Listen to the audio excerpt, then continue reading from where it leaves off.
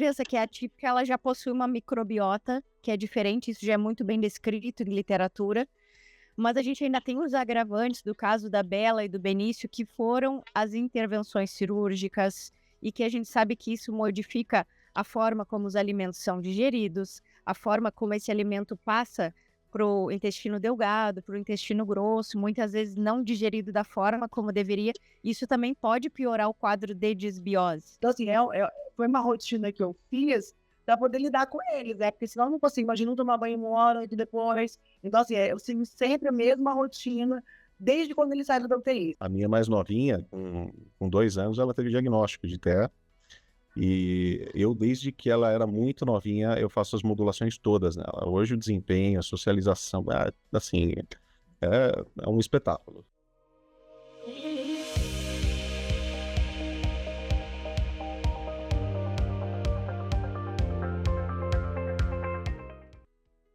Bem-vindos a mais um episódio do O Laudo Bom da Vida. Aqui é o podcast da Testify, onde a gente traz informações sobre saúde e cuidado.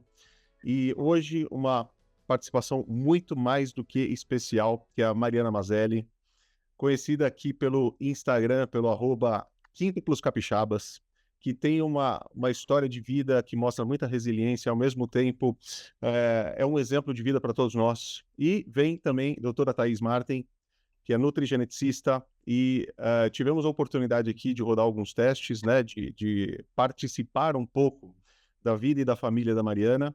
E hoje a gente vai conversar um pouquinho sobre como a medicina de precisão, a saúde de precisão, a nutrição de precisão, o diagnóstico de precisão participam de todos esses processos no cuidado com a saúde. Mariana, obrigado. Fala um pouquinho sobre a sua história, fala um pouquinho sobre a tua experiência, tua vivência. E também, já aproveitando o gancho aqui, deixando a minha primeira pergunta, nos principais desafios que você enfrenta, principalmente com relação à alimentação. São muitos, né? Boa tarde a todos. É um prazer enorme, né, estar aqui com vocês. Para quem não me conhece, sou Mariana, sou capixaba, né? Estou prestes a fazer 42 anos. E com 35 anos eu engravidei de quíntuplos, né? Eu tinha baixa produção de óvulos. Meu marido estava com azoospermia, né, ausência de espermatozoides vivos. Ele fez um tratamento bem rápido, coisa de 2 meses, conseguiu regular as taxas. E eu fiz uma indução de ovulação e acabei grávida de quíntuplos, foi coito programado, né? Foi uma gestação natural, né? Eu só fiz a indução mesmo da ovulação e foi logo no primeiro tratamento, né? E são 5 filhos, onde eles têm 6 anos, vão fazer 7 anos agora em junho. E são 5 filhos, um diferente do outro, né? Cada um com suas necessidades e suas demandas.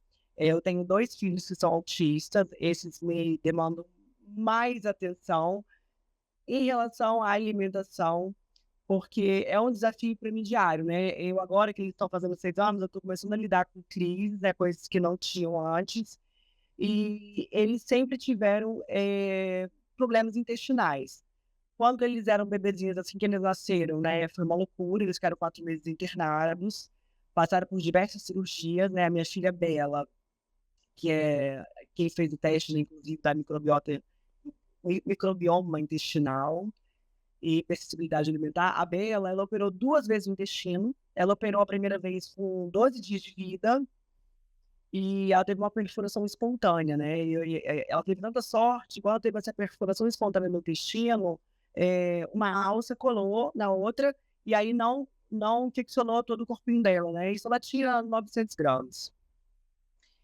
Depois ela teve que fazer uma nova cirurgia, ela operou da aorta do coração, ela tinha tratamento no canal da aorta. Foi um dos canais mais estreitos, né, que o Dr. Rafael Aon, que é um médico muito renomado aqui nos Estados Unidos, em São Paulo também, ele falou, foi um dos canais mais estreitos que eu já operei. E na recuperação dessa cirurgia, ela teve endocardite e paralisou novamente o intestino. Então ela operou o intestino 2 vezes. Então ela sofre com constipação. No início, ela fica... bebezinha, antes de 1 ano, ela chegou a ficar internada várias vezes, constipada, e chegou a cogitar uma 3ª cirurgia, que não foi preciso, graças a Deus, né? E eu venho enfrentando todo esse problema com ela. Eu tive o diagnóstico dela, né, de autismo tardio, com 4 anos, e eu tenho também, né, o Benício. O Benício, ele tem síndrome de Down e também foi diagnosticado autista. e ele também tem constipação. O Benício, ele teve NEC, né? Ele pegou uma infecção assim que ele nasceu, ele teve que retirar 11 centímetros do íleon e colocou também uma bolsinha de colostomia, mas que foi retirada a gente está falando assim porque eu sou leiga, tá? Eu tô falando pela minha vivência, que foi retirada na UTI. Então, os dois, eles enfrentam muita constipação, que é totalmente diferente do quadro dos três que não são autistas, né? Que vão ao banheiro regularmente, comem glúten, comem de tudo e tá tudo certo. Então, assim, eu venho realmente, para mim, é um desafio diário, porque fica constipada, a criança fica extremamente irritada, vem a agressividade, a autolesão. Então, assim, para mim, hoje, né, eu tenho todo esse desafio, né? Infelizmente, eu perdi meu marido, né, em 2022, ele morreu fruto de um câncer, e eu venho seguindo com essa maternidade solo. Aí vocês podem imaginar o tamanho do desafio que é para mim diariamente, né? Hoje, por exemplo, o meu filho está em casa, porque agora o quadro parece que reverteu. Ele está com uma diarreia tem mais de 20 dias. Já começou a tomar antibiótico, mesmo assim ainda não cessou. Então, assim, é um problema bem complicado para mim, né? E aí, né, por orientação até das doutoras, eu cortei o glúten, cortei a caseína, venho, né, melhorando, né, em questão da alimentação, mas ainda ele está com esse, e hoje ele está em casa, né, o Vinícius. A Então, gente até assim, tenta imaginar, mas não consegue imaginar, né, o tamanho do desafio. E curioso que você falando sobre as questões, principalmente constipação, eu tive a gente tem a oportunidade de conversar com tantos profissionais de saúde, assim, passar a conhecer tantos cases diferentes, e há pouquíssimo tempo atrás, eu vi um case onde a criança comia muita maçã, e a gente pegou no teste de hipersensibilidade alimentar uma reação muito intensa à maçã. E assim, foi substituir a maçã, né? E assim, a gente pensa às vezes tanto em glúten, em lactose, e assim, foi tirar de fato a maçã e fazer a substituição dela. O intestino passou a funcionar de um jeito assim, eram em média 11 de 8 a 11 evacuações por dia, né? E isso reduziu para 2, então imagina o impacto de qualidade de vida, né? Fantástico. E assim, eu quis aqui deixar como uma surpresa para mim, tá? Mas aí eu vou pedir até para a Thaís para comentar um pouquinho o que ela identificou nos exames e o que foi mais prevalente ali em termos de desvios de microbiota, o que é a desbiose propriamente dita, né? A questão alimentar. E entender de você, Mariana, quais são os principais desafios, né? Porque trocar alimentação na criança é difícil, né? Fazer a mudança comportamental no adulto já é difícil, na criança às vezes é mais ainda, porque fica muito à vontade ainda olhando o que os irmãos estão comendo, né? tem uma dificuldade muito grande que eu tenho é em relação à água. Eles não bebem água. É muito difícil. Então, para poder beber água, tem que fazer uma água saborizada, fazer Todos os simples, só a Bela e o Benício. todos. Muito difícil. É muito difícil. Então, tem que sempre fazer uma água saborizada para poder estar ofertando aí o líquido, né? Para poder ver se ajuda na constipação também. Thaís, o que você observou? Bom, vamos comentar então dos desafios, né? Olhando para todo o cenário, eu como nutricionista clínica e tenho uma bagagem também de atendimento de crianças que estão dentro do espectro, crianças que são atípicas, né? E a gente pega já a própria criança que é atípica, ela já possui uma microbiota que é diferente, isso já é muito bem descrito em literatura. Mas a gente ainda tem os agravantes do caso da Bela e do Benício, que foram as intervenções cirúrgicas, e que a gente sabe que isso modifica a forma como os alimentos são digeridos, a forma como esse alimento passa para o intestino delgado, para o intestino grosso, muitas vezes não digerido da forma como deveria. Isso também pode piorar o quadro de desbiose, né? A mastigação da criança. Então, é um processo bem complexo, desde o nascimento deles, as intervenções cirúrgicas, a utilização de remédios, antibióticos, anti-inflamatórios. E isso tudo, com certeza, teve um peso além do espectro. Então, não foi só a questão, né, do neurodesenvolvimento que impactou na microbiota dessas crianças. Então, o que a gente conseguiu enxergar quando pegou os exames da Bela e do Benício? Eu vou abrir aqui um pouquinho o laudo de cada um para falar. Então, começando aqui pelo exame da Bela. né? A gente consegue ver que a Bela, ela tem também, né? A gente sempre, quando analisa o padrão de... Existe um índice, um padrão de desequilíbrio, e sempre quando vem esse padrão, a gente já sabe que é ou porque a criança tem uma baixa diversidade alimentar, ou porque come sempre os mesmos alimentos, e até queria saber da Mariana se eles são seletivos também em relação à parte alimentar. Sim, muito, extremamente seletivo. Então, Dependendo da textura, eles não ingerem.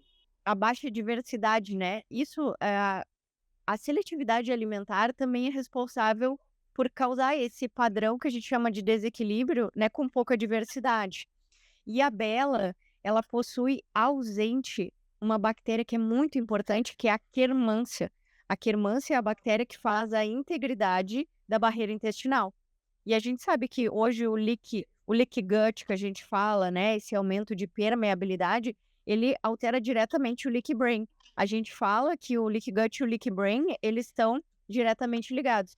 Então, por isso que também, dependendo do que eles comem, de acordo com como que está o intestino, influencia, até a gente comentou, né, Mariana, diretamente no comportamento. E o comportamento da criança vai gerar agressividade, irritabilidade, eles não têm paciência.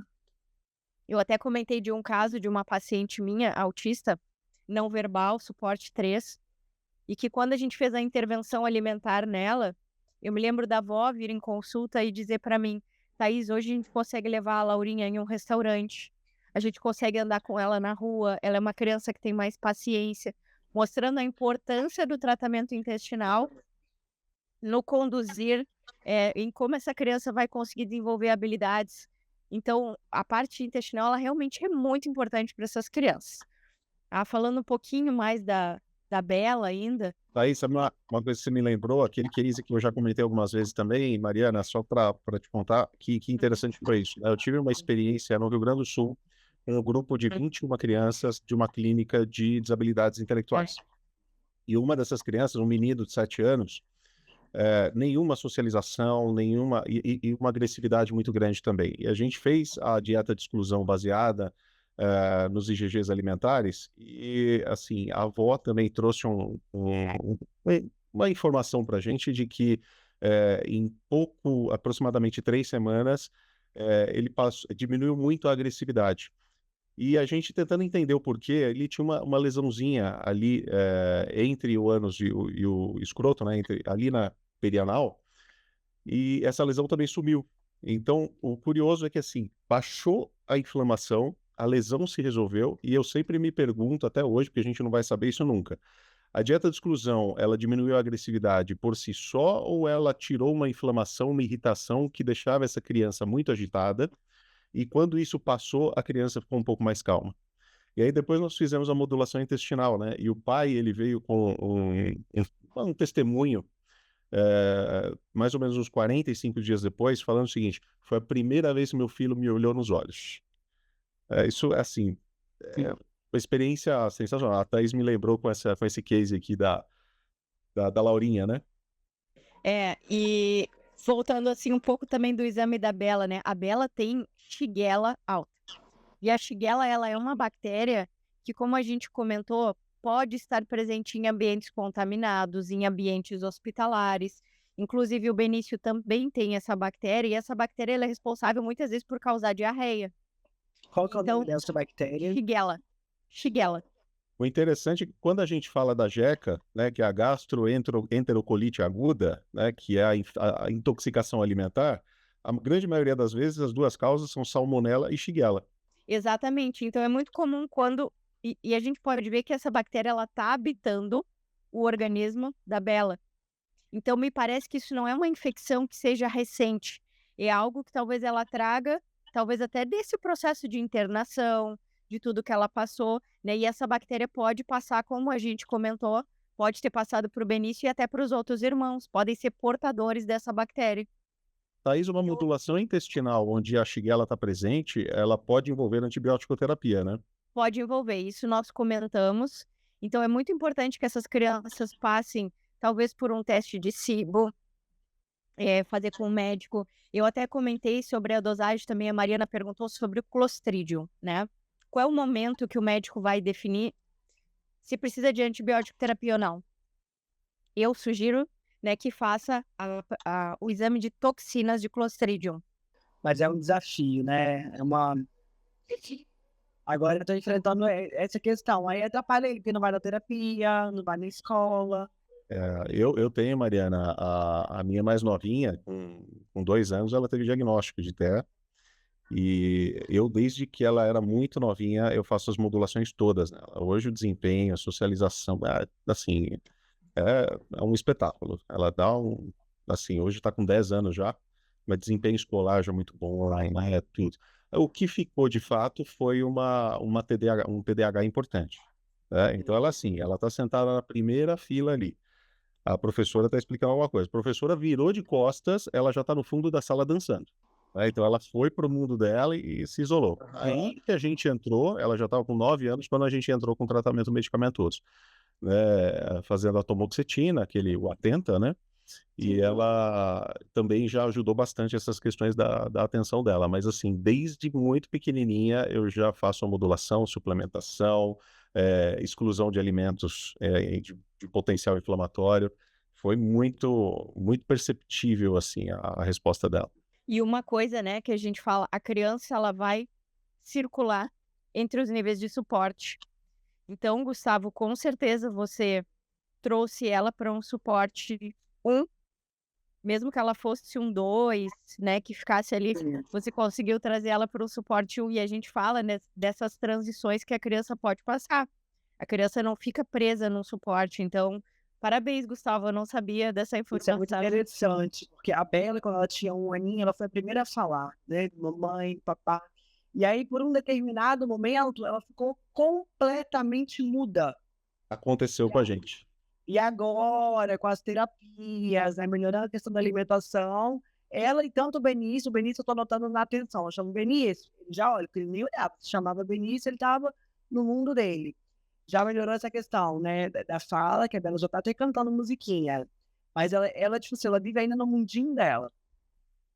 E daí, vocês já começaram a trabalhar alguma modulação ou alguma intervenção terapêutica na Bela e do Benício depois dos exames? Nós passamos para a equipe do Tonton e para a doutora Vivian, né, Mariana? Eles devem estar analisando, sim. Eles devem estar agora trabalhando em cima das condutas, Isso. porque é um desafio para o profissional e para a mãe que vai executar nessas crianças, né? Porque a gente tem que respeitar muita coisa, é padrão alimentar, é seletividade, muitas vezes tem que investigar até esofagite eosinofílica nessas crianças que têm seletividade alimentar, porque o autista também tem questões autoimunes que podem estar por trás e que muitas vezes não são investigadas, né? A seletividade, ela não é só uma questão de comportamento, de querer ou não, tem outras questões envolvidas com isso. Então também, Mariana, fica minha indicação de vocês fazerem essa investigação neles, né? E trabalhar as fases da modulação dentro do que vocês conseguirem, obviamente. Uhum. E com apoio médico. A gente não tem como fazer modulação intestinal sem um suporte médico junto, como eu falei, fazer um coprológico funcional, avaliar como é que está a digestão, saber em qual momento ali que existe falhas nos dois, porque como teve intervenção cirúrgica, pode ser que alguma parte digestiva, enzimática tenha ficado comprometida, e isso também, se a gente não corrige essa parte digestiva, essa criança tem uma tendência de gerar desbiose também maior. Tá? Então, minha sugestão, a gente passou tudo isso para a equipe, para eles complementarem com outros exames para o caso. E sobre a hipersensibilidade alimentar, foi uma parte bem interessante, né, Mariana, que não veio nenhum alimento de exclusão. Isso é muito bom, porque já é menos uma coisa para a mãe ter que tirar da rotina, né? Porque normalmente esses exames, assim, a clara do ovo pode vir, ainda mais se a criança consome com muita frequência, por ser um alimento, ele é ótimo, o ovo é ótimo, mas para algumas crianças pode ser extremamente alergênico, pode desencadear respostas que a gente não quer. Ovo, as castanhas, as amêndoas, é muito comum vir nesses exames. E aí a gente tem que fazer a exclusão e tirar o ovo da vida de uma criança, eu sei que já complica a vida da mãe, né? Porque é um bolinho. E os dois, Benício e Bela, eles comem bem, apesar da seletividade, né, dos alimentos. Mas eles são crianças que eles tomam um bom café da manhã, né, eles comem banana da terra, eles comem ovo, eles tomam suco de laranja todos os dias. Então, eu sempre prezo por alimentos, mas não tem como a gente fugir dos processados, né? Agora eu tô tentando evitar.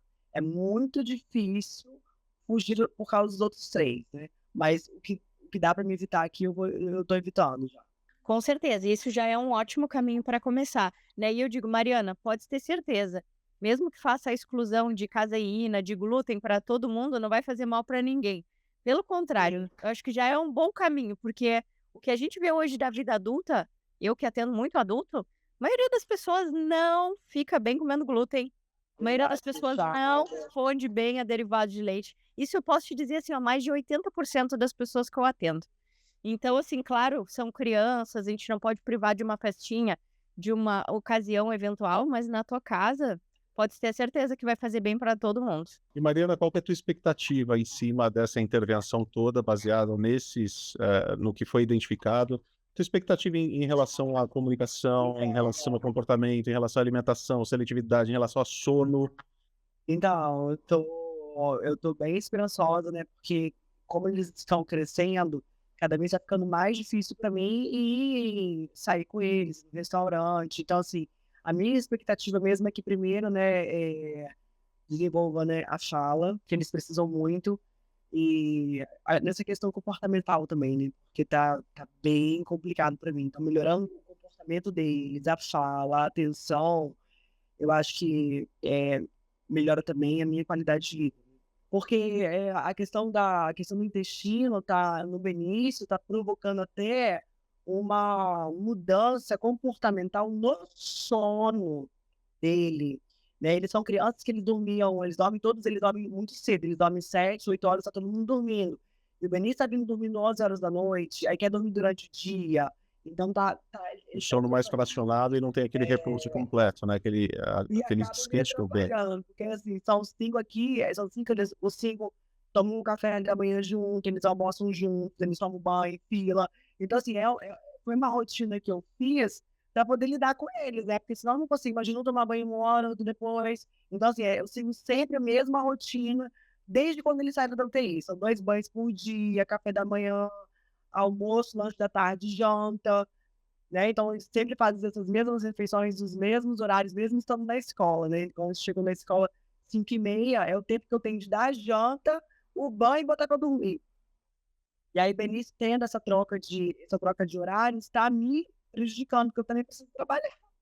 Ou seja, um dos pontos é esse ajuste de microbiota, recuperar o sono com qualidade, reduzir também, melhorar as questões de fluxo intestinal, né?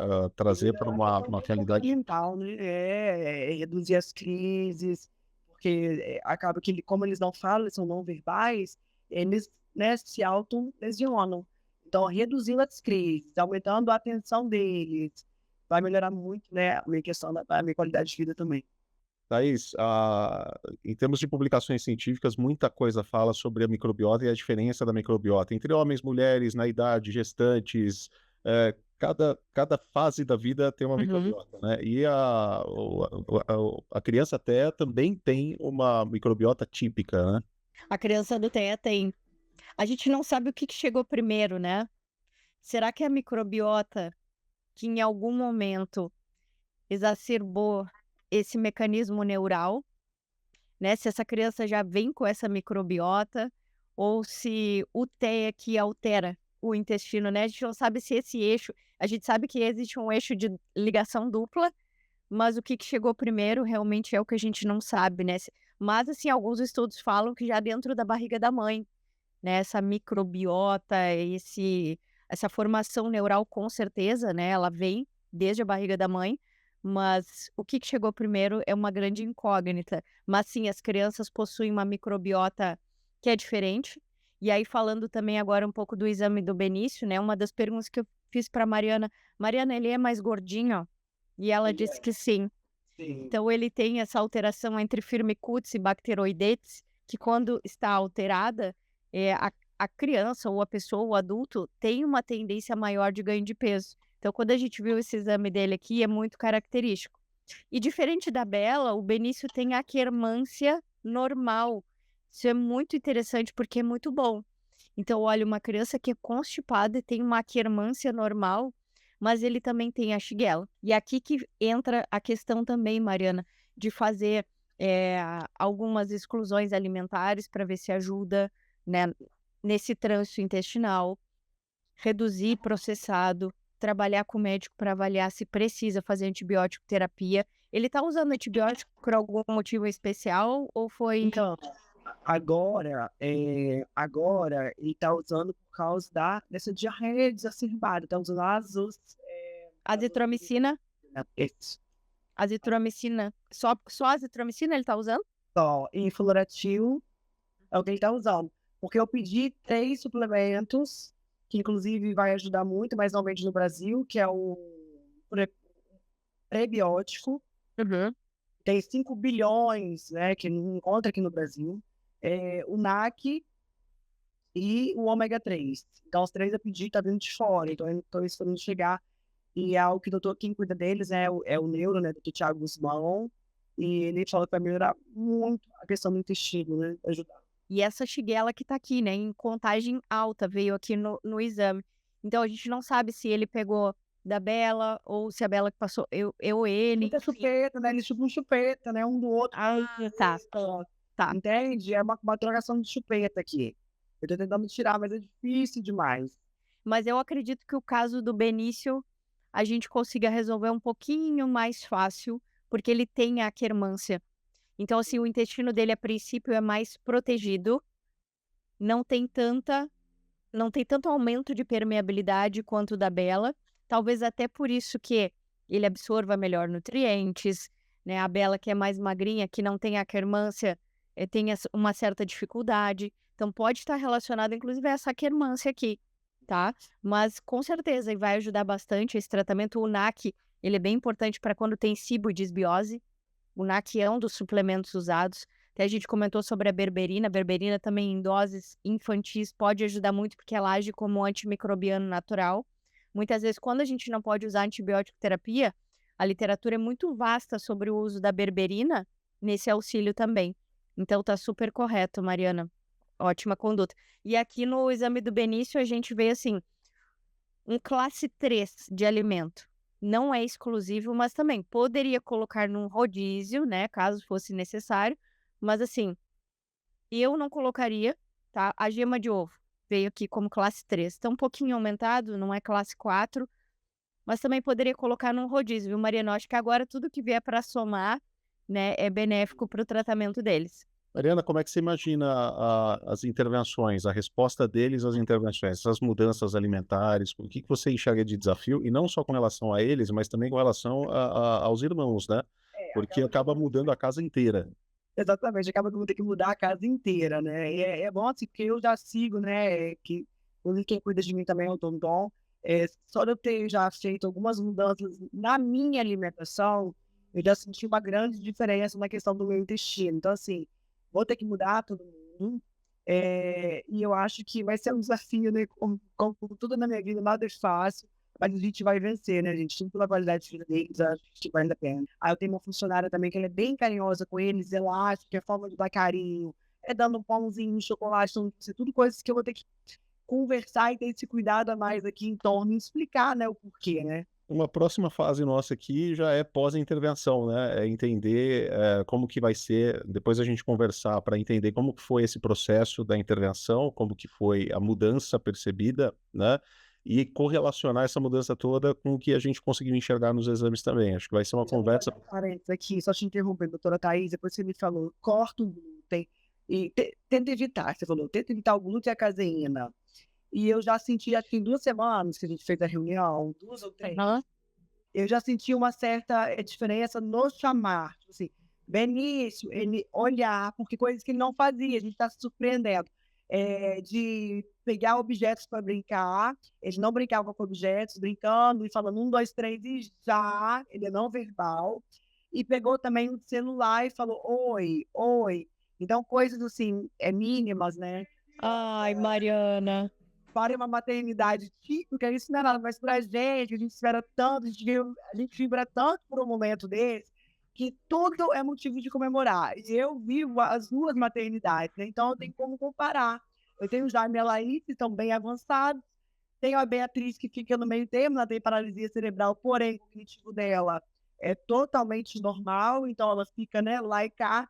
E eu tenho o Benício e a Bela, né, com autismo. Então, eu vi todos os tipos de maternidade aqui.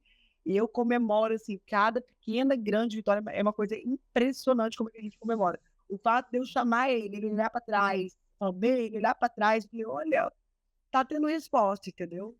Mariana, parabéns. Que bom. Parece Obrigada. tão simples, mas eu sei que é tão Sim. difícil essas condutas para uma mãe. E eu fico assim extremamente feliz de que o meu 1% aqui de colaboração para ti, eu tenho certeza que vai dar certo. Absoluta. Porque agora é uma questão de linha de tempo. Se em 2 semanas você já notou uma melhora, pensa daqui 3 meses, 6 meses, não pensa no curto prazo, porque assim, eu tenho certeza que eles vão ter melhoras incríveis, assim, e Amém. depois você vai estar aqui para contar pra gente. Amém. Amém, se Deus quiser. E através dessa tua história toda, né, eu imagino quantas famílias e quantas vidas têm sido abençoadas, né? Então, parabéns pela história, pela resiliência toda. Muito, muito obrigada. Eu acho essa questão da internet, né, que a gente tem esse alcance de poder trocar informações, isso é uma coisa incrível, né? Quantas coisas boas já me aconteceram, quantas pessoas maravilhosas, quanto acesso a profissionais incríveis como vocês eu tive através da internet. E também podendo, né, com base na minha vivência, ajudar outras famílias que não têm, né, o mesmo alcance, né? Isso para mim é sensacional. Fantástico. Mariana, obrigado. Thaís, obrigado. Nossa, eu que agradeço poder estar aqui com vocês, imagina. Não, eu tô ansioso para a conversa dos próximos 45 dias, talvez, 90 dias, talvez. Então, a gente vai acompanhando direitinho as intervenções, as mudanças, para exatamente o que você falou, para através desse seu acesso com a internet, a gente conseguir comunicar o maior número de famílias possível, né, e contribuir com as respostas também que todos estão esperando aí. Com toda certeza, gente. Obrigada, tá? Foi um prazer enorme estar aqui com vocês. Todo meu, Mariana, obrigado. Um beijo, Mariana, parabéns. E Tchau. que precisar, Beijo, pode com nos Deus. chamar, tá bom? Pode deixar, muito obrigado, doutora. Fiquem com Deus. Tchau, tchau, gente. Tchau.